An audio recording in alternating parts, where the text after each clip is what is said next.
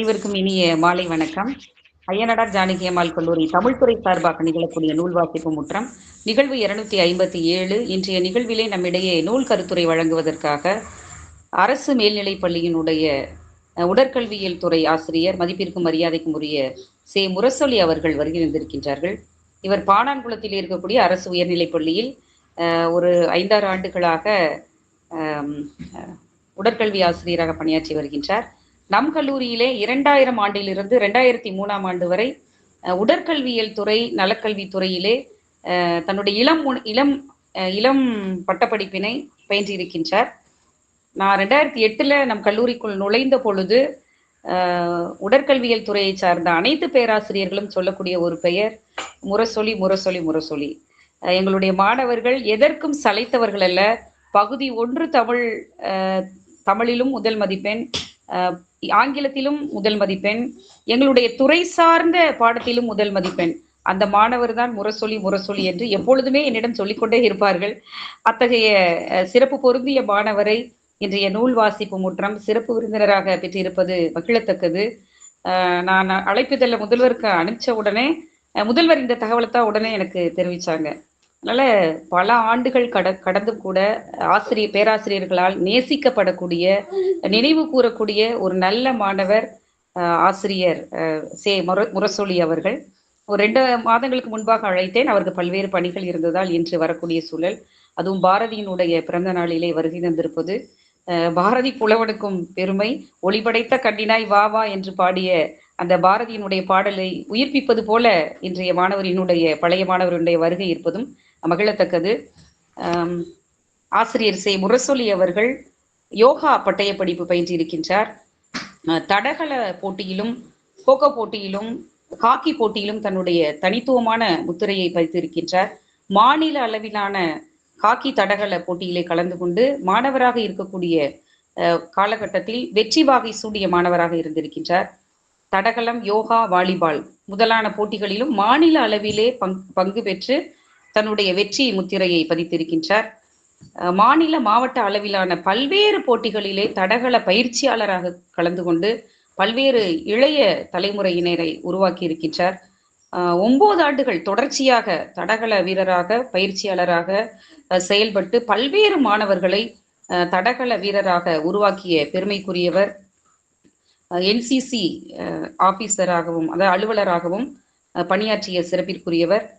அந்த NCC அலுவலராக இருந்த காலகட்டத்திலும் அவர் பல்வேறு பணிகளை மேற்கொண்டிருக்கிறார். அவருடைய சுய விவர குறிப்பினை பார்த்தால் ஒரு பெரிய நீண்ட பட்டியலாக சென்று கொண்டே இருக்கிறது. ஒரு 5, 6, 7 பக்கங்கள் தொடர்ச்சியாக அவருடைய பயணமும், அவருடைய தொடர் முயற்சியும், அவருடைய தொடர் உழைப்பும், அவருடைய வெற்றியும் அந்த தகவலிலே குறிப்பிடப்பட்டிருக்கிறது. சிறந்த யோகா கலை வல்லுநராக திகழ்ந்திருக்கின்றார். இப்பொழுது நம்ம இந்த நிகழ்ச்சி ஆரம்பிப்பதற்கு முன்பாக கூட நம்மளுடைய கல்லூரி முதல்வர் முனைவர் அசோக் அவர்களோடு இணைந்து வட மாநிலங்களிலே இருக்கக்கூடிய பகுதிக்கெல்லாம் சென்று அந்த யோகா துறை சார்ந்த ஆய்வு கட்டுரையை சமர்ப்பித்த பெருமைக்குரியவர். அந்த நிகழ்வை கூட நம்மோடு பகிர்ந்து கொண்டார். பல்வேறு விருதுகளை பெற்றிருக்கின்றார். சிறந்த உடற்கல்வி ஆசிரியருக்கான மகாவீர் விருது, அன்னை அரவிந்தர் விருது, ரமணர் விருது, விவேகானந்தர் விருது, தமிழ் யோகி விருது, மகா குரு விருது, இவ்வாறு பல விருதுகள். நான் ஒரு 5-6 விருதுகளை மட்டும்தான் இங்கே தொட்டு காட்டியிருக்கேன். ஆனால் ஒரு 14-15 விருதுகளை ஐயா அவர்கள் பெற்றிருக்கின்றார்கள். பழைய மாணவர் என்றால் கூட தொடர்ச்சியாக இயங்கிக் கொண்டே இருக்கக்கூடிய ஒரு தன்மை பெற்றவராக இருக்கிறார். எப்பொழுதுமே உடற்கல்வி ஆசிரியர்கள் என்றால் சுறுசுறுப்பு நிறைந்தவர்கள், எப்பொழுதுமே கலகலப்பாக இருப்பார்கள். அவருடைய துறையே கலகலப்பாக இருக்கும். அதை போல இங்கு பல்லாண்டுகள் கழித்து பழைய மாணவராக வந்தால் கூட இன்றும் நினைக்கப்படக்கூடியவராக இருக்கக்கூடிய ஆசிரியர், பாணான்குளம் அரசு உயர்நிலைப் பள்ளியினுடைய ஆசிரியர், மதிப்பிற்கும் மரியாதைக்கும் உரிய முரசொலி அவர்களை இந்த நூல் வாசிப்பு முற்றத்தில் அறிமுகம் செய்வதில் பெருமகிழ்ச்சி அடைகின்றேன். பாரதியினுடைய புதிய ஆத்திச்சூடியை எடுத்துக்கொண்டு பேச வருகின்றார். ஒற்றை வரியாக இருந்தால் கூட 1000 பொருண்மை தரக்கூடிய ஆழ்ந்த பொருண்மையுடைய ஆழ்ந்த கருத்துக்களை தாங்கிய அந்த பாரதியினுடைய அந்த மொழிகளை பேசுவதற்கு நாம் கொடுத்து வைத்திருக்க வேண்டும். தையல் சொல் கேளேல் என்று அவை சொன்னதற்கு மறுதளிப்பாக தையலை உயர்வு செய் என்று எழுதிய இந்த பாரதி புலவனை கண்டிப்பாக நினைவு கூற வேண்டும். இன்று இளையோர்கள் எல்லாம் தங்களுடைய இருசக்கர வாகனத்திலே ரௌத்திரம் பழகு என்று எழுதி கொள்கிறார்கள். அந்த கொடை சொத்தை எல்லாம் கொடுத்தவர் பாரதி. எனவே பாரதியினுடைய புதிய ஆத்திச்சூடியை தேர்ந்து வருகை தந்து தனக்கே உரித்தான பாணியில் தன்னுடைய கருத்துக்களை ஆழப்பதிய வருகை வந்திருக்கக்கூடிய திரு முரசொலி அவர்களை பெருமகிழ்ச்சியோடு அறிமுகம் செய்து விடைபெறுகிறேன். நன்றி, வணக்கம். நன்றிங்கம்மா. தொடக்க உரை வழங்கி சிறப்பித்த அருள்மொழி அம்மா அவர்களுக்கு நன்றி. இப்பொழுது நூல் கருத்துரைக்கான நேரம். பாரதியாரின் புதிய ஆத்திச்சூடி என்ற நூல் குறித்து பேச நம் கல்லூரியினுடைய மேனாள் மாணவர், பானாங்குளம் அரசு மேல்நிலைப் பள்ளியினுடைய உடற்கல்வி ஆசிரியர் திரு சி முரசொலி ஐயா அவர்களை அன்போடு அழைக்கின்றேன்.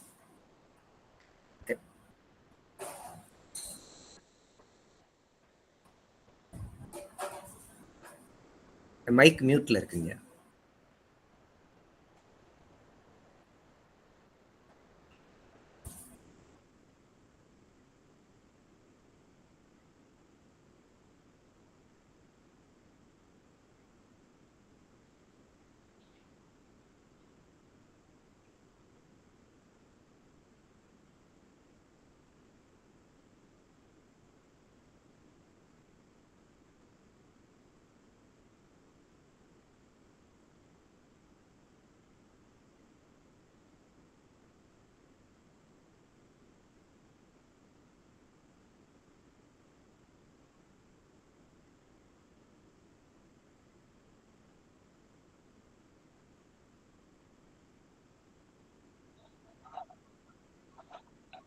ஸ்கிரீன் நேரம் இருக்குதுங்களா சார்? சரியா இருக்குங்க. அறிமுக உரை வழங்கிய அம்மா அவர்களுக்கு நெஞ்சார்ந்த நன்றி. ஆத்திச்சூடி இளம் பிறையணிந்து மோனத்திருக்கும் முழுவெண்மேனியான்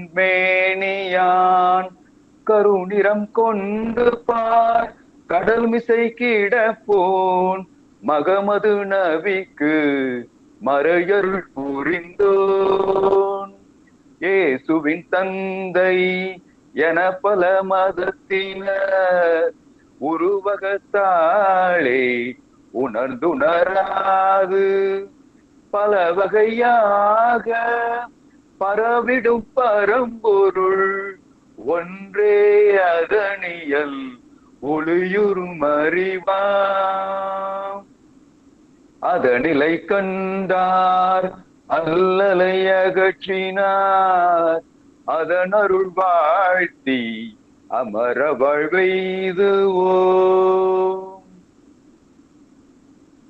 ஐயனார் ஞானமார் கல்லூரியின் தமிழ்துறை சார்பாக பன்னாட்டு அளவிலான இணையவழி நூல் வாசிப்பு 257 இன்டர்நேஷனல் புக் ரீடிங் ப்ரோக்ராமுக்கு எனக்கு ஒரு நல்ல வாய்ப்பினை அளித்த நம் கல்லூரியின் நிர்வாகத்தினர், தாளாளர், கல்லூரியின் முதல்வர், என்னுடைய பெருமதிப்புக்கும் மரியாதைக்கும் போட்டதற்குரிய பேராசிரியர் முனைவர் சே அசோக் ஐயா அவர்கள், தமிழ்துறை தலைவர்கள் முனைவர் நா அருள்மொழி அம்மா அவர்கள் மிக சிறப்பான அறிமுக உரை வழங்கி என்னை அறிமுகப்படுத்தியதுக்கு நன்றி அம்மா. முனைவர் த சந்திரகுமார் ஐயா அவர்கள் என்னுடைய தமிழ் ஆசான். ஒருங்கிணைப்பாளர்கள் முனைவர் சு வினோத் ஐயா அவர்கள், திரு மா சிவஞானம் ஐயா அவர்கள், ஏனைய பன்னாட்டு ஒருங்கிணைப்பாளர்கள், உங்கள் அனைவருக்கும் என்னுடைய நெஞ்சார்ந்த நன்றியை தெரிவித்துக் கொள்கிறேன். அதோடு எனக்கு இந்த வாய்ப்பு ஏற்படுவதற்காக என்னை சிபாரிசு செய்த, என்னை பரிந்துரை செய்த முனைவர் பேராசிரியர் டாக்டர் ஏ ஜான்சன் ஐயா அவர்களுக்கும் என்னுடைய நன்றியை இந்த நேரத்திலே தெரிவித்துக் கொள்கிறேன். இன்றைய காலகட்டத்திலே புத்தக வாசிப்பானது மிக மிக குறைந்து விட்டது. இவை அனைத்தையும் நாம் அறிவோம். அறிவை விருத்தி செய்வதற்காக இணையத்தை நம் அனைவரும் இன்று நம்பியிருக்கிறோம். எனவே புத்தக வாசிப்பானது ஒவ்வொரு நாளும் மங்கிக் கொண்டே இருக்கிறது. இந்த புத்தக வாசிப்பை மேம்படுத்துவதற்காக அரசும் நம் கல்லூரி போன்ற பல அமைப்பினரும் பல்வேறு முயற்சிகளை எடுத்துக் கொண்டிருக்கிறார்கள். அரசு எடுத்துக்கொண்டு என்றால் ஒவ்வொரு ஆண்டும் புத்தக திருவிழா நடத்தி கொண்டிருக்கிறார்கள். நம் கல்லூரி ஆக சிறந்த ஒரு முயற்சியாக இந்த நூல் கருத்துரை நிகழ்ச்சி கொடுத்து கொண்டு புத்தக வாசிப்பு மேம்படுத்துவதை ஒவ்வொரு ஆண்டும் தொடர்ந்து செய்து கொண்டிருக்கிறார்கள் என்பதை பெருமகிழ்ச்சியோடு நான் இங்கே பதிவு செய்ய விரும்புகிறேன். புத்தகம் தொட்டு பார்த்தால் காகிதம், தொடர்ந்து கற்றால் ஆயுதம். புத்தகம் தலை குனிந்து தினம் படித்தால் வாழ்வில் நம்மை தலைநிமிரச் செய்யும் நல்ல நண்பர்கள். புத்தகம் கையில் பிரம்பில்லாமல் பேசும் நல்ல ஆசிரியர்கள். அத்தகைய புத்தகத்தை ஒவ்வொரு நாளும் வாசிப்போம், வளம் பெறுவோம். அடுத்ததாக இன்றைய சிறப்பு தேசிய மொழிகள் தினம். பல மாதங்களுக்கு முன்பாகவே இந்த நிகழ்வில் பேசுவதற்கு எனக்கு ஒரு வாய்ப்பு கிடைத்தது. ஆனால் அதில் நான் கலந்து கொள்ள முடியாத அளவுக்கு என்னுடைய அலுவலக பணிகள் இருந்தது என்று அம்மா அவர்கள் இங்கே குறித்து காட்டினார். இன்று என்னுடைய அதிர்ஷ்டம்தான் என்று நான் கூறுவேன். ஏனென்றால் தேசிய கவி பாரதியின் பிறந்த தினம். அரசாங்கம் 2022ஆம் ஆண்டு முதல் பாரதிய பாஷா திவாஸ், தேசிய மொழிகள் தினம் என்று இதை அறிவித்திருக்கிறார்கள். அப்படி ஒரு நன்னாளிலே எனக்கு பாரதியை பற்றி அவருடைய நூல் குறித்து பேசுவதற்கு ஒரு அருமையான வாய்ப்பை ஏற்படுத்தி கொடுத்ததற்கு உங்கள் அனைவருக்கும் என்னுடைய மனமார்ந்த நன்றியை தெரிவித்துக் கொள்கிறேன். என்னுடைய தலைப்பு பாரதியின் புதிய ஆத்திச்சூடி. ஔவையின் ஆத்திச்சூடியை நாம் அனைவரும் அறிந்திருப்போம். அதன் காலம் 12ஆம் நூற்றாண்டு. அப்பொழுது தமிழகத்தை சோழர்கள் ஆண்டு கொண்டிருந்தார்கள். இன்னும் குறிப்பாக சொல்ல வேண்டுமென்றால் 2ஆம் குலோத்துங்க சோழன் தமிழகத்தை ஆட்சி செய்து வந்தார். தன்னுடைய 109 பாடல்கள் மூலமாக அவை பிராட்டி அந்த ஆத்திச்சூடியை நிறைவு செய்திருப்பார். அதன் மையக்கரு அமைதி மற்றும் சமூக ஒழுக்கம். பாரதியின் புதிய ஆத்திச்சூடி எடுத்துக்கொண்டீர்கள் என்றால் அதன் காலம் 20ஆம் நூற்றாண்டு. அப்பொழுது நம்முடைய பாரதத்தை ஆண்டவர்கள் ஆங்கிலேயர்கள். 111 பாடல்களிலே பாரதி தன்னுடைய புதிய ஆத்திச்சூடியை கட்டமைத்திருக்கிறார், பாடல்கள் பாடியிருக்கிறார். தன்னுடைய மைய கருவாக அன்றைய தேவையான வீரம், தேசப்பற்று, சமூக சீர்திருத்தம், ஆளுமை பண்பு போன்றவற்றை அவர் எடுத்திருக்கிறார். இந்த பண்புகளானது அன்றிலிருந்து இன்று வரை அக்காலத்திற்கும் இக்காலத்திற்கும் எக்காலத்துக்கும் பொருந்ததாக அமைந்திருக்கிறது என்பதே அதன் கூடுதல் சிறப்பு. இந்த 2 ஆத்திச்சூடிகளுக்கும் ஒரு பொதுவான ஒற்றுமை என்னவென்றால் அதன் எளிமை தன்மைதான். பாமரரும் புரிந்து கொள்ளக்கூடிய மிக எளிமையான பாடல்களால் இந்த ஆத்திச்சூடிகளானது இயற்றப்பட்டிருக்கிறது. புதிய ஆத்திச்சூடியின் முதல் பாடல் அச்சம் தவிர். எவ்வளவு அருமையான வரிகள்! முதல் பாடலிலேயே ஒவ்வொரு இந்தியனுக்கும் தைரியத்தை அவர் ஊட்டுகிறார்.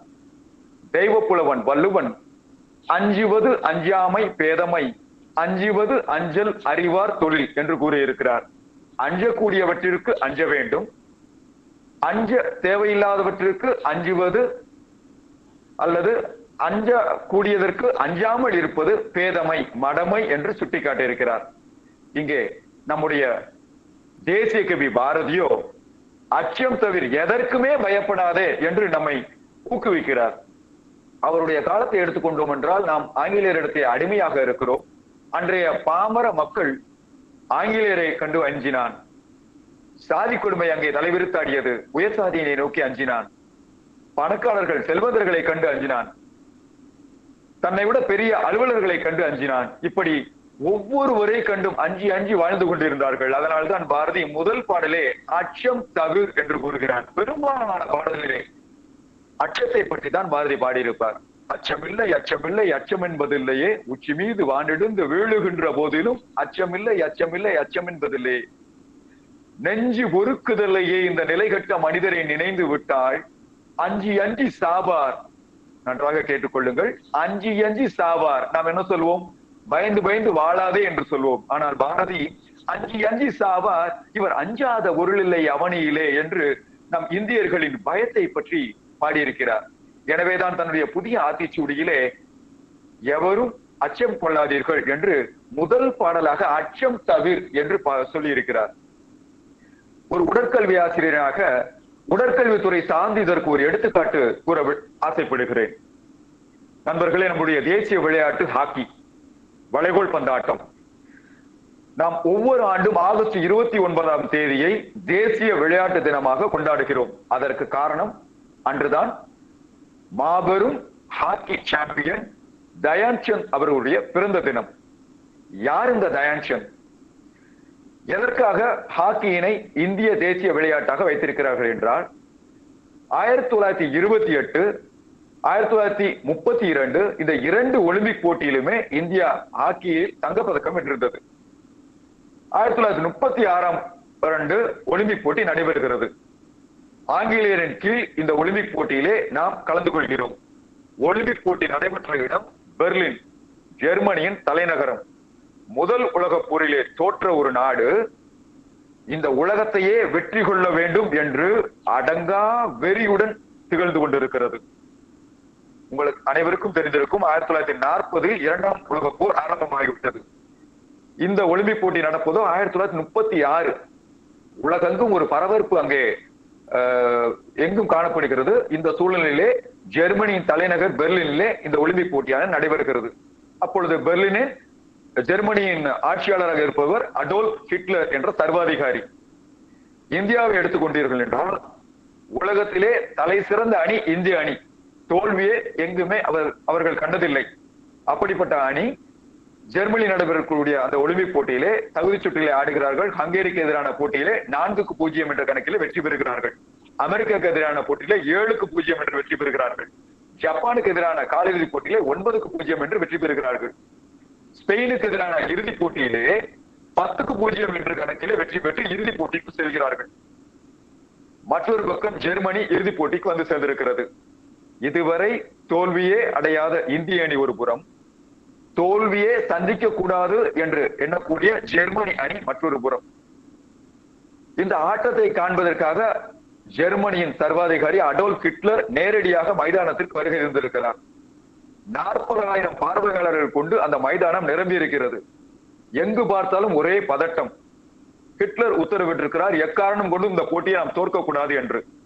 அதோடு அனைவருமே மேஜர் தயான்சந்துடைய ஆட்டத்தை பற்றி வெகுவாக பாராட்டி பேசுகிறார்கள். அவர் ஒரு ஹாக்கி மந்திரவாதி என்று சொல்கிறார்கள். அத்தகைய சூழலிலே விளையாட்டானது ஆரம்பமாயிருக்கு. எங்கு பார்த்தாலும் ஒரே பதட்டம். இந்திய அணி வீரர்கள் என்றைக்கும் இல்லாதவாறு அன்று ஒரு அச்சத்தோடையே விளையாடி கொண்டிருக்கிறார்கள். காரணம், அடோல்ஃப் ஹிட்லர் அங்கே வருகை தந்திருக்கிறார். 40,000 பார்வையாளர்கள் அங்கே இருக்கிறார்கள். அது இரண்டாம் உலகப் போர் ஆரம்பமாக இருக்கக்கூடிய ஒரு சூழல், ஒரு பதட்டமான சூழலிலே அங்க போட்டியானது ஆரம்பமாக இருக்கிறது.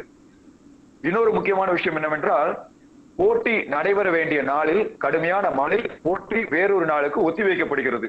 இப்படி பல விஷயம் கலந்து ஒரு பதட்டமான சூழ்நிலை, ஒரு பயமான சூழ்நிலையை இந்திய வீரர்களிடையே அது ஏற்படுத்தி விட்டது. போட்டி நடைபெற்றுக் கொண்டிருக்கிறது. இதுவரை எந்த ஒரு அணியும் இந்தியாவுக்கு எதிராக கோல் போட்டதே இல்லை. ஆனால் அன்றைய இறுதிப் போட்டியில் மிக கடுமையான போட்டி.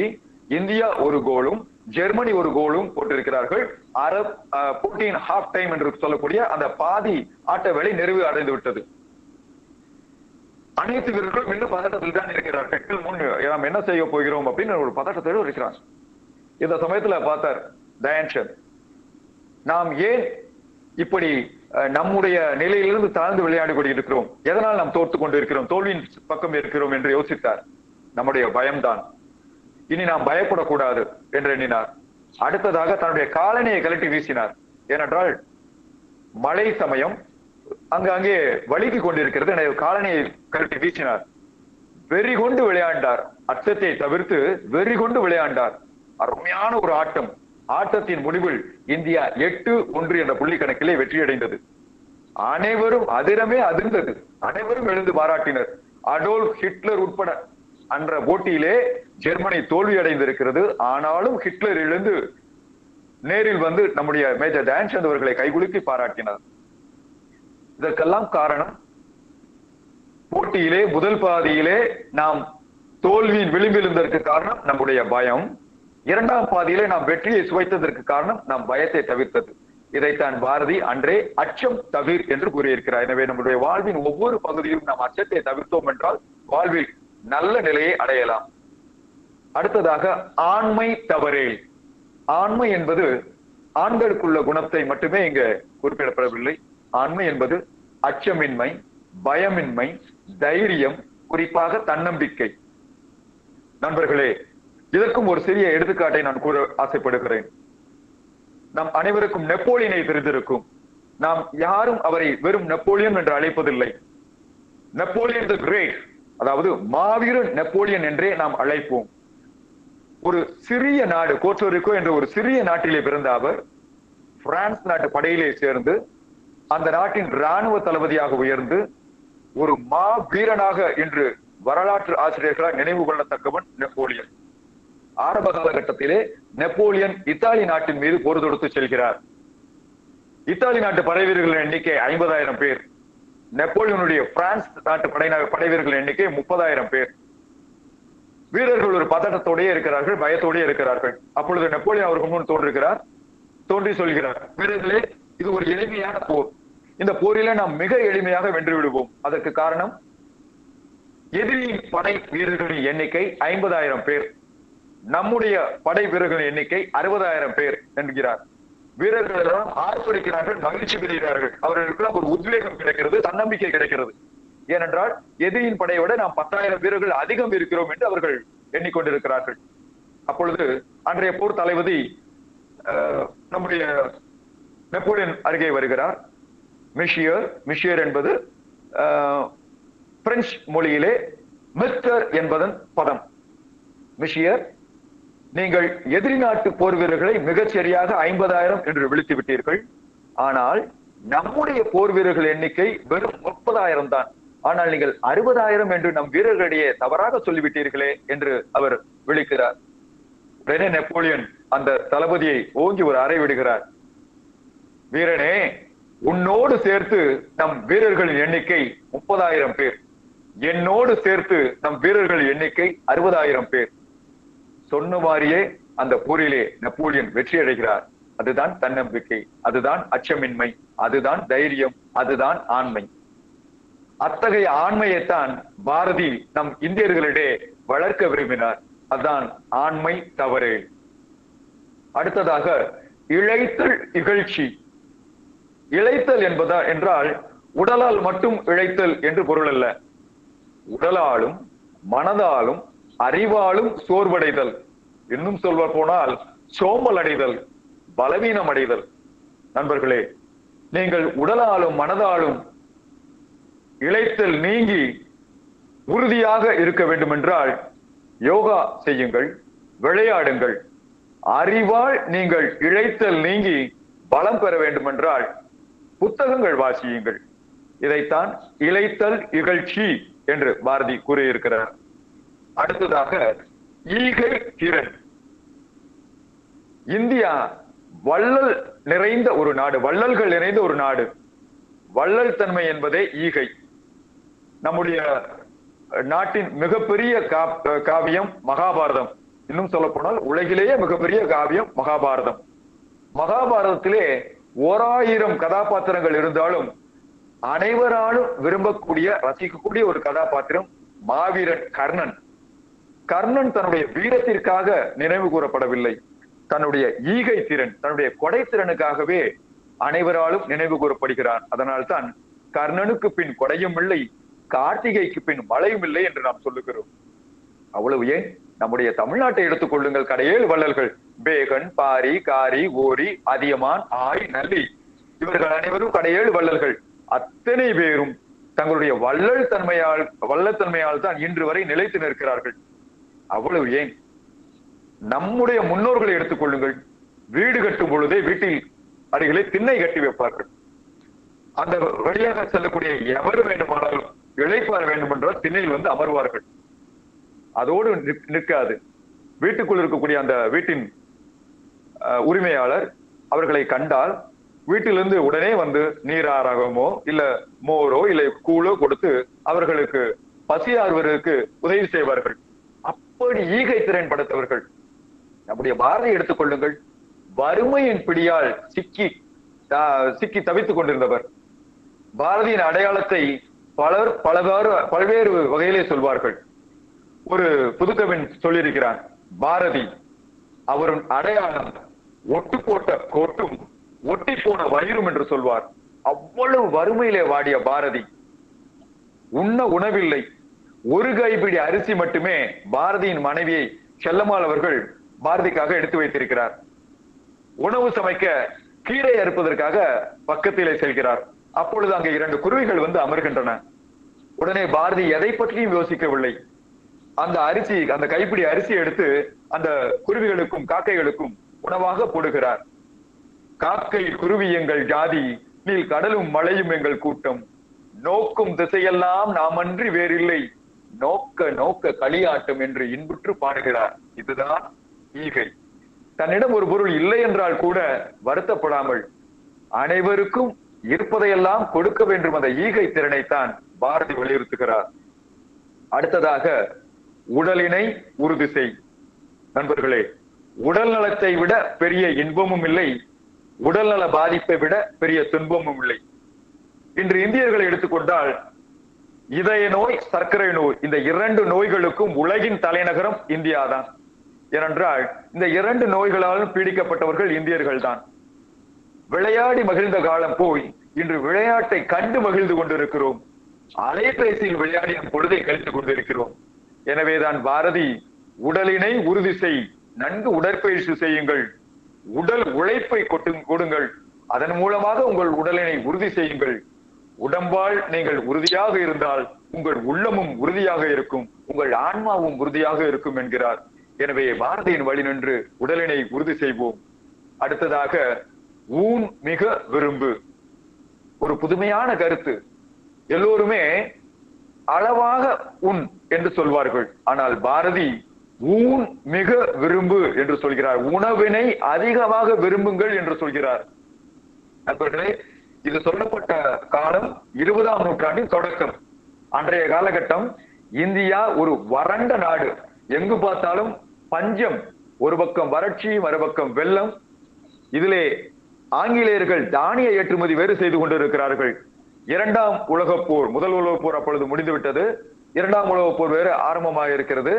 இந்த சமயத்திலே உணவு தானியத்தை இந்தியாவிலிருந்து ஏற்றுமதி செய்கிறார்கள். போர் வீரர்கள் எங்கு சென்றாலும் அவர்களுக்கு அங்கே உணவு எடுத்து செல்லப்படுகிறது. இதனால் எங்கு பார்த்தாலும் உணவு பஞ்சம். இத்தகைய சூழ்நிலையில் சொல்லப்பட்ட ஒரு பாடல் தான் ஊன் மிக விரும்பு. ஏனென்றால் அப்பொழுது உண்ண உணவில்லை. அதனால் உணவை விரும்பினார் பாரதி. அவர் மட்டும் விரும்பவில்லை, அனைவருக்குமே கிடைக்க வேண்டும் என்று அவர் பாடுபட்டார். அதனால்தான் தனி ஒரு மனிதனுக்கு உணவில்லை எனில் ஜகத்தினை அழித்திடுவோம் என்று பாடினார். வயிற்றிற்கு சோறிட வேண்டும் இங்கு வாழும் மனிதருக்கெல்லாம் என்று பாடினார். எனவே நாம் சரியான உணவை உண்போம், குப்பை உணவுகளை அல்ல. இன்று பார்த்தோம் என்றால் யாரும் சரிவிகித சத்தான உணவை உண்பதில்லை. நாவுக்கு ருசியான குப்பை உணவுகளை நாம் உண்டு கொண்டிருக்கிறோம். எனவே இனியாவது பாரதி கூறியது போல் சத்தான சரிவிகித உணவை நாம் சிறப்பாக உண்போம். அடுத்ததாக எண்ணுவது உயர்வு. எண்ணம் போல் வாழ்க்கை, எண்ணம் போல்தான் வாழ்க்கை. உயரிய எண்ணத்தை லட்சியம் என்று சொல்வோம். நண்பர்களே, இன்றைய லட்சியம் நாளைய மாற்றம், இன்றைய அலட்சியம் நாளைய ஏமாற்றம். பாரதியின் லட்சிய கனவை எடுத்துக் கொண்டீர்கள் என்றால் அவர் புதிய ஆட்சிச்சுடியை எழுதிய காலகட்டம் 1904 1906 வரை. அப்பொழுது இந்தியா ஒரு அடிமை தேசம். ஆங்கிலேயரிடம் சுமார் 200 ஆண்டுகள் நாம் அடிமையாக இருந்தோம். அந்த காலகட்டம் நாம் அடிமையாக இருந்த ஒரு காலகட்டம். ஆனால் அப்பொழுதே அவர் ஆடுவோமே பள்ளு பாடுவோமே, ஆனந்த சுதந்திரம் அடைந்து விட்டோம் என்று ஆர்ப்பரித்து உற்சாகமாய் பாடுகிறார், பள்ளு பாடுகிறார். அத்தகைய உயர்ந்த லட்சியம் கொண்டவர் நம்முடைய பாரதி. அதே போல் உயர்ந்த லட்சியத்தை நாமும் கொண்டிருந்தால் நிச்சயம் வாழ்க்கையில் வெற்றிகளை அடையலாம். அடுத்ததாக ஏறு போல் நட. ஏறு என்றால் காளை, ஒரு சிலர் சிங்கம் என்று கூட சொல்லுவார்கள். அதாவது நெஞ்சை நிமிர்த்தி, தோளை உயர்த்தி, கம்பீரமாக, பெருமையாக, தன்னம்பிக்கையாக, மெடுக்குடன் நடக்க சொல்கிறார் பாரதி. அவர் ஆண்களை மட்டுமல்ல, அன்றைய காலகட்டத்திலே அடிமைப்பட்டு கிடந்த பெண்களை கூட நிமிர்ந்த நன்னடை, நேர்கொண்ட பார்வையும், நிலத்தில் யாருக்கும் அஞ்சாத நெறிகளும், திமிர்ந்த ஞான செருக்கும் இருப்பதால் செம்மை மாதர் திரும்புவதில்லையாம் என்று ஆண்களுக்கு நிகராக பெண்களையும் ஏறுபோல் நடக்க சொன்னார். எனவே நீங்கள் நிமிர்ந்து ஏறுபோல் நடங்கள். உங்களுடைய மனதில் பயம் இல்லை என்றால், அதாவது சொல்வார்கள் நெஞ்சத்தில் செப்பம் இருக்குமானால் நடத்தையில் அழகு இருக்கும். உங்களுடைய நடத்தையில் அழகு இருக்க வேண்டும் என்றால் உங்களுடைய நெஞ்சத்தில் பயம் இல்லாதிருந்தால் நீங்கள் ஏறு போல் கண்டிப்பாக நடப்பீர்கள். எனவே ஏறு போல் நடத்தல் என்பது தன்னம்பிக்கையின் அடையாளம். எனவே பாரதியின் வழி நின்று நாம் ஏறுபோல் நடப்போம். அடுத்ததாக ஐம்பொறி ஆட்சிகள். ஐம்பொறி, ஐம்புலன்கள். வான்புகழ் வள்ளுவன் சொல்வது போல் ஒருமையுள் ஆமை போல் ஐந்தடக்கள் ஆற்றின் எழுமையும் ஏமா புடைத்து. மனிதர்களுக்கும் விலங்குகளுக்கும் உள்ள முக்கியமான வித்தியாசம், விலங்குகளால் தங்களுடைய ஐம்புலன்களை ஒரு நாளும் அடக்கிக் கொள்ள முடியாது, ஆனால் மனிதர்களால் முடியும். எனவே அந்த ஐம்புலன்களையும் ஐம்பொறிகளையும் அடக்கி நாம் ஆட்சி செய்தால் நாம் இந்த உலகத்தையும் வெல்லலாம், குறிப்பாக நம்மை நாமே வெற்றி கொள்ளலாம். எனவே பாரதி வழி நின்று ஐம்பொறியை அடக்கி ஆட்சி செய்வோம். அடுத்ததாக ஒற்றுமை வலிமையாம். அன்றைய காலகட்டத்திலே நம் நாடானது ஜாதியால், மதத்தால், மொழியால், இனத்தால் பல்வேறு விதமாக துண்டாடப்பட்டிருந்தது. இதன் காரணமாகவே நம்முடைய ஒற்றுமையின்மை காரணமாகத்தான் ஆங்கிலேயர்கள் நம்மை அடிமைப்படுத்தினார்கள். 200 ஆண்டுகள் நம்மை ஆட்சி செய்தார்கள். எனவே வேற்றுமைகளை மறந்து ஒற்றுமையோடு நாம் வாழ வேண்டும். ஒரு விளையாட்டு ஆசிரியராக நான் கூற வேண்டியது விரும்புவது என்னவென்றால், விளையாட்டில் நீங்கள் இணைந்து விளையாடுவீர்கள், வேற்றுமையை மறந்து இணைந்து விளையாடுவீர்கள். ஆட்டம் முடிந்தவுடன் வெற்றி தோல்வியை மறந்து எதிரியோடு கூட நீங்கள் கை கொடுப்பீர்கள். விளையாடும் பொழுது உங்களால் கோல் அடிக்க முடியாவிட்டால் கூட உங்களுடைய சக ஆட்டக்காரர், சக தோழர் கோல் அடிப்பதற்கு நீங்கள் உதவி செய்வீர்கள். அத்தகைய ஒற்றுமையை விளையாட்டு உங்களுக்கு கற்றுக் கொடுக்கும். அதைத்தான் பாரதியும் ஒற்றுமையே வலிமையாம் என்று கூறுகிறார். எனவே ஒற்றுமையோடு இருந்து உயர்வு பெறுவோம். அடுத்ததாக ஓய்தல் ஒளி. ஓய்தல் என்றால் சோம்பல். இன்று ஒரு மனிதன் சாதாரணமாக திகழ்வதும் சாதனையாளனாக திகழ்வதற்கும் காரணம் அவன் சோம்பலை தவிர்ப்பதே. ஒரு சொல்லாடல் உண்டு, 3 மணிக்கு எழுபவன் முனிவன், 4 மணிக்கு எழுபவன் ஞானி, 5 மணிக்கு எழுபவன் அறிஞன், 6 மணிக்காவது எழுபவன் தான் மனிதன். எனவே நண்பர்களே, சோம்பலை தவிர்த்து பாரதி வழி ஓயாது உழைத்து ஓய்தலை ஒழித்து நாம் வெற்றியாளராக திகழ்வோம். ஔடதம் குறை. ஔடதம் என்றால் மருந்து. வான்புகழ் வள்ளுவன் சொல்லியிருக்கிறார், மருந்தன வேண்டாவாம் யாக்கைக்கு அருந்தியது அற்றது போற்றி உணின். இந்த உடலுக்கு மருந்து என்று ஒன்று வேண்டவே வேண்டாம். நாம் இதற்கு முன் சாப்பிட்ட சாப்பாடு செரித்ததற்கு பின் நீங்கள் உண்டால் உங்களுக்கு மருந்து என்று எதுவுமே தேவையில்லை என்று பாடியிருக்கிறார். இன்னும் சொல்ல போனோம் என்றால், விருந்தும் மருந்தும் 3 நாள் என்று சொல்வார்கள். அதாவது அறுசுவை விருந்தானாலும் 3 நாளுக்கு மேல் தொடர்ந்து உண்ணக்கூடாது. மருந்து, உயிர்காக்கும் மருந்து என்றாலும் கூட 3 நாளுக்கு மேல் அதை தொடர்ந்து அருந்தக்கூடாது. ஆனால் இன்றோ சின்ன சின்ன உடல் உபாதைக்கு கூட நாம் மருந்துவை தேடி அலைந்து கொண்டு இருக்கிறோம். தலைவலியா உடனே ஒரு அனாசின் எடுத்து சாப்பிடுகிறோம். காய்ச்சலா உடனே ஒரு பாராசிட்டமாலை சாப்பிடுகிறோம். வயிற்று வலியா உடனே ஒரு சைக்ளோபாம் மாத்திரை எடுத்து சாப்பிடுகிறோம். மருத்துவரிடம் கூட நம்ம ஆலோசனை பெறுவதில்லை. உடனே ஏன்னா இன்னைக்கு மருத்துவர் நம்ம பக்கத்துல இருக்கக்கூடிய ஒரு மருந்து கடைக்கு சென்றோம் என்றால் நம்மளே இன்னைக்கு என்ன செய்யறோம், வாட்ஸ்அப் மருத்துவர்கள் நிறைய பேர் இருக்கிறாங்க, நம்மளே என்ன செய்யறோம், ஒரு மருந்து பேரை சொல்லியே நம்ம இன்னைக்கு மருந்து வாங்கி சாப்பிடுறோம். அத்தகைய மருந்துகளை நாம் தவிர்த்து ஆரோக்கியமான உணவை சாப்பிட்டு ஆரோக்கியமாய் வாழ்வோம். தமிழ் நண்பர்களே, பாரதி 111 பாடல்கள் பாடியிருந்தாலும் நேரம் கருதி இந்த அகரத்தோடு நான் என்னுடைய உரையினை நிறைவு செய்யலாம் என்று இருக்கிறேன். எனக்கு கொடுக்கப்பட்ட நேரம் 25 நிமிடங்கள். எனக்கு கொடுக்கப்பட்ட நேரத்தை நான் நெருங்கிவிட்டேன் என்று நினைக்கிறேன்.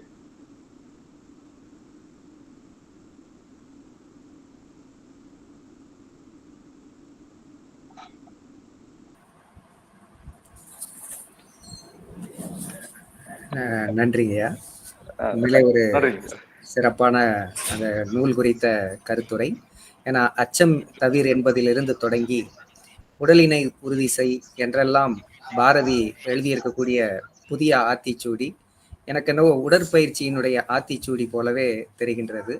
எனவே அந்த வகையில் உடற்கல்வி ஆசிரியர் அதை பேசியிருப்பதும் மிக பொருத்தமானதாக அமைந்திருக்கிறது. ஏன்னா அதில் இருக்கக்கூடிய அனைத்து கடவுள்களை உள்ளடக்கிய கடவுள் வாழ்த்தை ஒரு பாடலாக பாடி தொடங்கி ஒவ்வொரு பாடலடிகளுக்கும் வாழ்வியல் உதாரணம், இலக்கிய உதாரணங்கள், வரலாற்று உதாரணங்கள் என்றெல்லாம் எடுத்துரைத்து பேசிய உங்களுடைய பேச்சினுடைய பாங்கு மிக குறுக்கீடுக்கு ஒரு வருத்தம். அதாவது தன்னுடைய கடவுள் வாழ்த்து பாடியதற்கு என்ன காரணம் என்றால், இந்த பாடல் நான் பள்ளியிலே படிக்கும் பொழுது எங்கள் பள்ளியின் கடவுள் வாழ்த்து பாடல் 2000 ஆண்டு வரை, அதாவது 1987 2000 வரை நான் பயின்ற பள்ளியின் ஸ்ரீ அரிமா 15 மேல்நிலை பள்ளியின் கடவுள் வாழ்த்து பாடல். அந்த பாடலை பாடுவதற்கு எனக்கு வாய்ப்பு அளித்து கொடுத்தபோது உங்கள் அனைவருக்கும் என்னுடைய மனமார்ந்த நன்றியை தெரிவித்துக் கொள்கிறேன். நன்றிங்கய்யா. உங்களுடைய அந்த நூல் குறித்த எடுத்துரைப்பும் கருத்தும் மிக அழகாக இருந்தது. முரசொலி ஐயா அவர்களுக்கு நன்றியை தெரிவித்துக் கொள்கிறோம். இந்த நிகழ்வு குறித்து கருத்துரை வழங்குவதற்கு TN ராமசாமி ஐயா அவர்களை அன்போடு அழைக்கின்றேன். ஐயா, நீங்கள் தொடரலாம். ஆமா ஐயா, வணக்கம் ஐயா. முரசொலி சார் பேசுறது ரொம்ப அருமையா இருந்தது. எஸ்பெஷலி ஃபார் உடற்கல்வி ஆசிரியர் அப்படிங்கிறதுனால வினோத் சார் சொன்னபடி அந்த உடற்கல்வி சம்பந்தப்பட்ட கருத்துக்களை மிக தெளிவாக எல்லாருக்கும் புரியுற மாதிரி பல்வேறு சரித்திர சம்பவங்கள்லாம் எடுத்து அதை உதாரணத்துமாக சொன்னது ரொம்பவும் அருமையாக இருந்தது. அதை விட அவர் ஆரம்பிக்கும் போதே உங்களை நான் பார்த்திருக்கேன் சார் அப்படின்ட்டு எத்தனை வருஷத்துக்கு முன்னாடி, ஐ திங்க் 2002 அப்படிங்கும் போது அதை கூட நான் நினைவுபடுத்தி பேசுனது அப்படிங்கிறது ரொம்ப சந்தோஷமா இருந்தது. முதல்ல ஏன்னா அந்த சொன்னார் அரிமாஸ் ஸ்கூல் அப்படிங்கிறது சிறிவிழுப்புத்தூர்ல எங்கள் வீட்டு பக்கத்துல தான் இருந்தது. அப்ப அது கடவுள் வாழ்த்து பாடல்களாக பாடுறது அப்படிங்கிறது ரொம்ப அருமையா இருந்தது. அதோட இந்த செய்திகளை நான் இது வரைக்கும் நான் கேட்டிருக்கேன். இந்த வரை செய்திகளை ஆத்திச்சூடியுடைய புதிய ஆத்திச்சூடியுடைய ஒவ்வொன்றையும் ஆண்மை தவறையில இருந்து ஒவ்வொன்றுக்கும் அதை தெளிவா எப்படி சொல்லணும்னு தெரியல, அவ்வளவு தெளிவா ஒவ்வொன்றும் வரி வரியா அவர் உள்வாங்கின செய்தியே வெளிக்கொடுக்கிறார். ஒவ்வொரு மாணவருடையும் ஒவ்வொருத்தருக்கும் போய் சேரணும் அப்படிங்கிறது அவருடைய இன்டென்ஷன்ல முழுமையான ஈடுபாடு இருக்கு. சும்மா பேசணும் அப்படிங்கிறதுக்கு அவர் வரல. அவர் சொல்ல வேண்டிய கருத்துக்களை புறத்தையும் முழுமையாக உள்வாங்கி அந்த உள்வாங்கிய கருத்துக்களை அவர் பிரசன்டேஷன் பிபிடி வேற ப்ரிப்பேர் பண்ணியிருக்காரு பாருங்க. அதாவது பிபிடி பிரசன்டேஷன் பண்ணி அதை என்னடா அந்த கருத்துக்களை மிக தெளிவாக சொன்னது மிகவும் நன்றாக இருக்கிறது. உடற்கல்வி ஆசிரியர்களுக்கு நன்றி. பானாங்குளம் எனக்கு ரொம்ப தெரிஞ்ச ஸ்கூல் தான். ரொம்ப நன்றி. உங்கள் TN. நன்றிங்கய்யா. கருத்துரை வழங்கிய TN ராமசாமி ஐயா அவர்களுக்கு நன்றி. இப்பொழுது மாணவ கருத்துரை வழங்கி சிறப்பிப்பதற்கு மலேசியா ஈப்போ ஆசிரியர் கல்விக் கழக மாணவர் விக்னேஸ்வரன் சுந்தர் அவர்களை அன்போடு அழைக்கின்றேன். அனைவருக்கும் வணக்கம். நான் பேசுவது கேட்கிறதா? வணக்கம். நான் விக்னேஸ்வரன் சுந்தர், ஈப்போ ஆசிரியர் பயிற்சி கல்லூரியில் இருந்து வருகின்றேன். அதாவது சற்று முன் முரசொலி ஐயா பேசியது பாரதியின் புதிய ஆத்திச்சூடியை பற்றி ஒரு கருத்துரையை வழங்கியிருந்தார்கள்.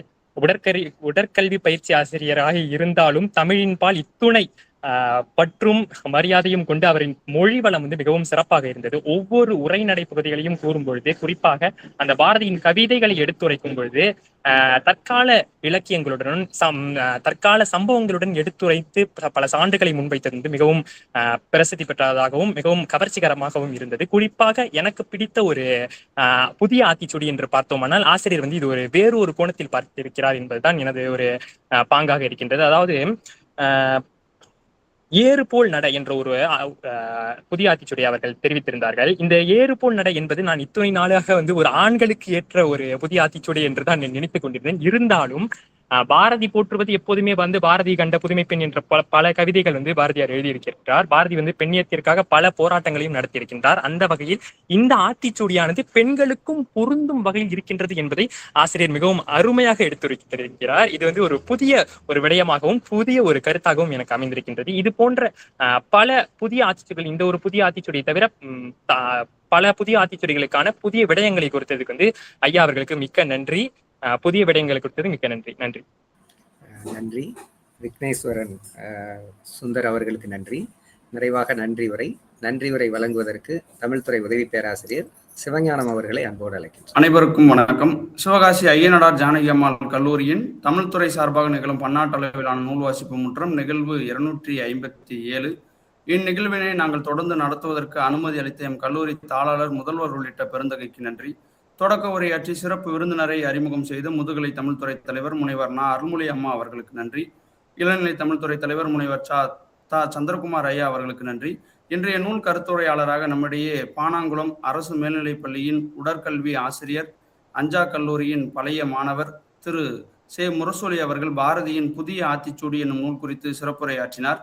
பாரதியின் கடவுள் வாழ்த்தினை பாடி தொடங்கியமை, மாணவர்களிடம் வாசிப்பு திறன் குறைந்து வருவதாக கருதியமை, நூல் வாசிப்பின் முக்கியத்துவம் குறித்த வாசகங்களை எடுத்துரைத்தமை, தேசிய மொழிகள் தினம் குறித்த கருத்தினை கூறியமை, ஔவையாரின் ஆத்திச்சூடி தோன்றிய வரலாற்றினையும் பாரதியின் புதிய ஆத்திச்சூடி தோன்றிய வரலாற்றினையும் தொகுத்து கூறியமை, பாமர மனிதனுக்கு புரியும் வகையில் எளிமையான நடையினை கையாண்டமை, அச்சம் தவிர்க்க வேண்டும் என்பதற்கு பாரதியின் வரிகளையும் ஆக்கி விளையாட்டில் இந்திய அணியின் அச்சம் குறித்து சுட்டிக்காட்டியமை, ஆண்மை தவறேல் என்ற அடிக்கு நெப்போலியனின் தன்னம்பிக்கையினை எடுத்துரைத்தமை, பலவீனத்தின் அடையாளமாக இளைத்தல் இகழ்ச்சியினை கூறியமை, ஈகை திறனுக்கு கர்ணனையும் கடையேழு வள்ளல்களையும் திண்ணையனையும் பாரதியின் வாழ்க்கை சூழலையும் உதாரணம் காட்டியமை, இதயம் மற்றும் சர்க்கரை நோயின் மையமாக இந்தியா உள்ளது என்பதற்கு உடலினை உறுதி செய்ய வேண்டும் என்று கூறியமை, உணவு பஞ்சத்தை மையமிட்டு ஊன்மிக விரும்பு என்று பாரதி எழுதியதாக கூறியமை, உயர்வான எண்ணங்களை கொண்டு இருக்க வேண்டும் என்ற நோக்கில்